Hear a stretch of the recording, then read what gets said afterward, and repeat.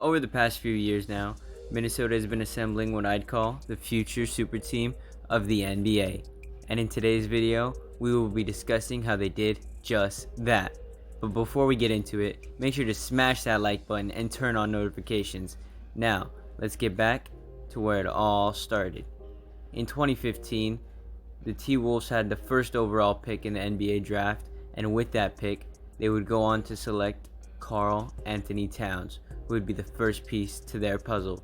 But then, tragedy struck the organization, as only 4 months after Cat was drafted, their beloved head coach Flip Saunders would pass away at the age of 60 due to cancer. Now, it was time for Sam Mitchell, assistant head coach, to step into the spotlight and be their leader. However, he had not coached the team since being fired from the Toronto Raptors in 2008, so there was some concern there. In Cat's rookie season, the T-Wolves would finish 13th in the West with an abysmal 29-53 record and one of the worst defenses in the league. The team, however, had a lot of talent, with future All-Stars Andrew Wiggins and Zach LaVine accompanying the face of the franchise. And after having a year to find the late Flip Saunders replacement, the organization would land on head coach Tom Thibodeau, who was coming off of 5 really strong years with the Chicago Bulls, though each of those years ended in heartbreaking playoff fashions. Now into Cat's sophomore season, with an old Kevin Garnett now retired and a nearly identical roster, they decided to run it back. But the team only improved by 2 wins. And this is where the franchise would take a twist. In 2018, with upper management not being very happy about not making the playoffs since the 2004 season, they decided to go out and get 3-time All-Star and a 1-time Most Improved Player of the Year, Jimmy Butler, on draft night. For young guard Zach LaVine, Chris Dunn, and the future 7th overall pick, which would eventually become Lauri Markkanen. The move turned out to pay off for the T-Wolves in the short term, as they were finally able to snap their long playoff drought with a nice 47-win season and the 8th seed in the West. But this team would go on to lose in the very first round 4-1 against a very strong Houston Rockets team led by Chris Paul and James Harden, who were nearly finals bound themselves right before Chris Paul got an injury in the Western Conference Finals versus the Golden State Warriors. But that's a story for another day.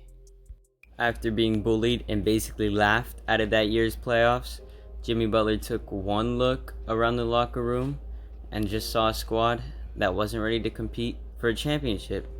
So after one short season in Minnesota, Butler went to the organization and asked for a trade, which shocked the entire NBA world at the time. After Jimmy Butler left the squad in a very messy way in 2018, the Timberwolves would be nothing but a bunch of bottom feeders in the league.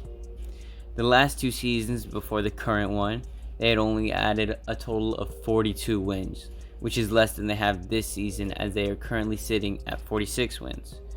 But since Jimmy Butler, Minnesota has been retooling the squad and revamping the front office around their superstar center, Karl Anthony Towns.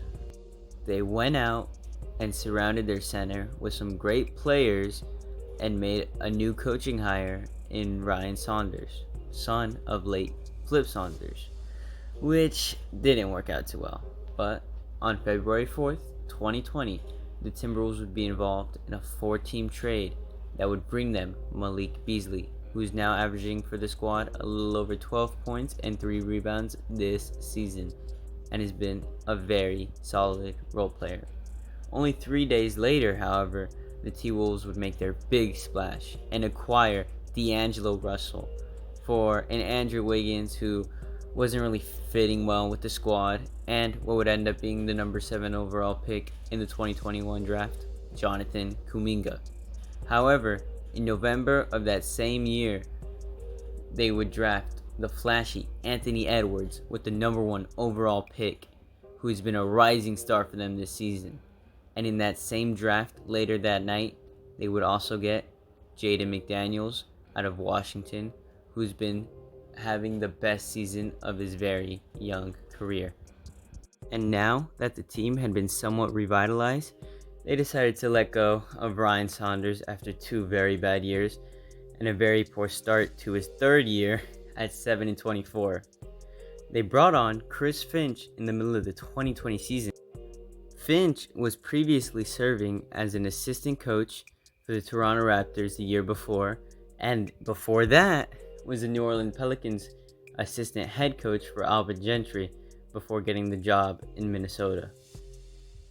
So there was a little more confidence behind making this hire than the Ryan Saunders one. In August of 2021, the Timberwolves would go out and trade Ricky Rubio to the Cavs for Taurean Prince, who's been a vital bench player in this year's Minnesota Timberwolves squad. They even went out and got a steal on intensive defensive guard Patrick Beverley, and that's given this Minnesota squad a more grittier feel to them. This season, the T-Wolves have finally came out of their shell and are looking like a real playoff team. Not championship contender level, but someone to take very seriously.